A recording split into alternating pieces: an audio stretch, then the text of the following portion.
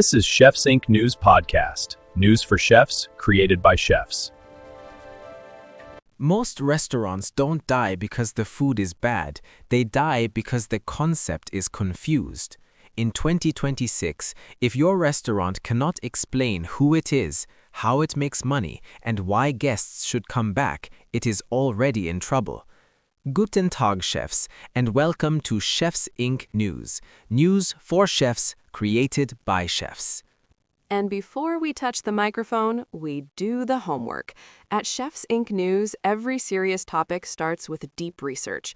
Operator reports, consumer behavior, off-premise trends, and real restaurant openings on the ground. No trend fluff, no recycled noise, just signals you can actually use. Ja, genau. Today we're breaking down the new restaurant blueprint for 2026. What the smartest new openings are teaching us about hybrid concepts, niche ideas, and how to build a restaurant that actually survives. Let's start with the truth. The restaurant industry is still massive. Sales are projected to reach about $1.55 trillion in 2026, but operators are still facing rising costs, uneven traffic, and guests who are watching every dollar more carefully than before.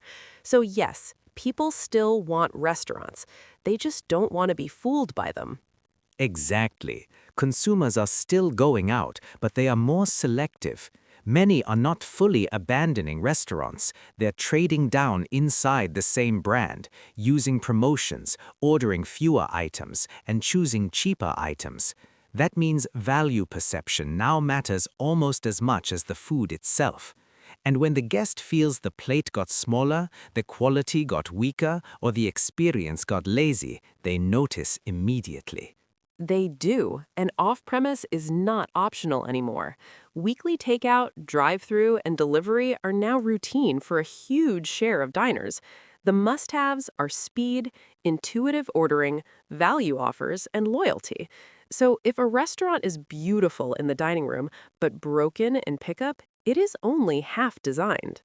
If your restaurant only works when every chair is full and nobody orders to go, you didn't build a restaurant, you built a gamble. Now here's the good news.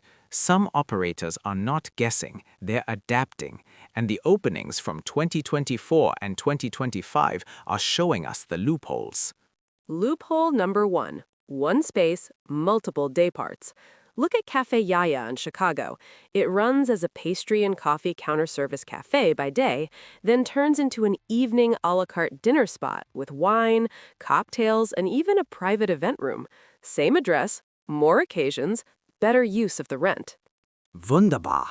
That is a room working a double shift instead of sleeping half the day. Same pattern with highly likely ojai. Daytime cafe menu, nighttime dinner and cocktails. Different mood, different spend, same footprint. That is not just branding, that is revenue architecture.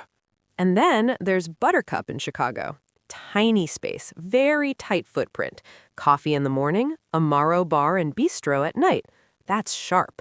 Beverage margin, day-to-night identity, no wasted square footage. Focused. Loophole number 2. Go narrower, not broader. Take Rayon in New York, a 14-seat chef's counter built around one deep niche, kimchi pairings. Not 100 menu ideas, not something for everyone, one very clear point of view. And that is exactly why people remember it, because they can explain it in one sentence. Yes, clarity is marketing. Clarity is positioning. Clarity is survival. And look at Black Forest Kitchen in Oakland. A pop-up turns into a permanent home around one focused product, Berlin-style doner kebab. That's niche, but not risky niche. That's understandable niche, craveable niche. Before, some chefs opened restaurants to prove range. Now, the smart ones open restaurants to prove relevance. Mira, te voy a decir algo. Loophole number 3. Restaurant plus something else. Take Huso in New York. It combines a tasting menu restaurant with a caviar retail operation. That means the same obsession, caviar, drives both hospitality and retail. One identity, multiple ways to earn. Restaurant plus retail, restaurant plus market, restaurant plus bar, restaurant plus events. That's the blueprint.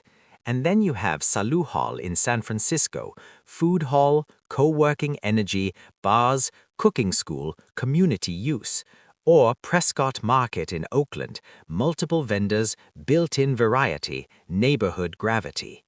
These places are not just somewhere to eat, they're places to return to. And that matters because when one menu category slows down, the whole building still has life. So what does the 2026 blueprint actually look like? 5 rules. Rule number 1, be famous for one thing, not available for everything. A focused menu is not a limitation. It improves purchasing, training, consistency, inventory control, and waste reduction. And when margins are tight, simplicity is not boring. Simplicity is protection. If the menu needs a map, a flashlight, and emotional support, it is too big. Rule number 2, make the space work harder. Breakfast to lunch, cafe to aperitivo, counter service by day, full service at night, private dining upstairs, retail in front, whatever fits the concept. But dead hours are expensive hours. The rent doesn't care if your room is resting. Advising, rule number 3, design for pickup without killing dine-in. Because too many restaurants treat off-premise like an afterthought, but pickup is growing because it protects convenience without forcing the guests to absorb all the pain of delivery pricing. That means menu engineering, packaging, kitchen flow, and tech all have to support takeout, not sabotage it. If the fries die in 6 minutes and the sauce explodes in the bag, that dish was never designed to survive.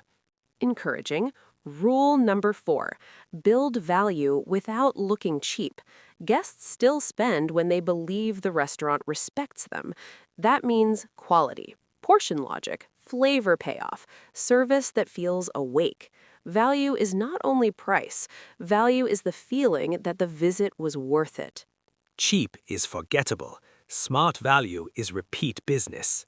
And rule number 5, give people a reason to remember you. A signature product, a remarkable beverage program, a hyper-specific concept, a chef's counter, a day-to-night personality, a real sense of place. Whatever it is, it must be clear. Restaurants do not fail because the idea was too small. They fail because the concept was too blurry. That's the line. Operationally boring in the back, emotionally memorable in the front. So, if you're designing a restaurant right now, ask yourself 3 hard questions. Can someone explain my concept in one sentence? Does this business make money in more than one way? And if traffic softens for a month, does this model still know how to breathe? And I'll give you a 4th. If you cut 30% of the menu tomorrow, would the restaurant become weaker or just more chaotic? The future is not necessarily smaller, but it's definitely sharper. And the smart operators, they're already there. Tighter menus, better beverage margins, stronger identity, real pickup logic, more than one revenue lane. That's not trend chasing, that's survival design. So, here's your challenge, chefs. If you had to reopen your restaurant tomorrow with one sharper identity, one extra revenue stream, and 30% less menu, what would stay? What would go? And what would you finally stop pretending is profitable? That's the blueprint question. This episode of Chefs Inc. News is proudly sponsored by Chefs Inc. Stay hungry for news. Chefs Inc. News. News for chefs, created by chefs. Dankeschön for listening.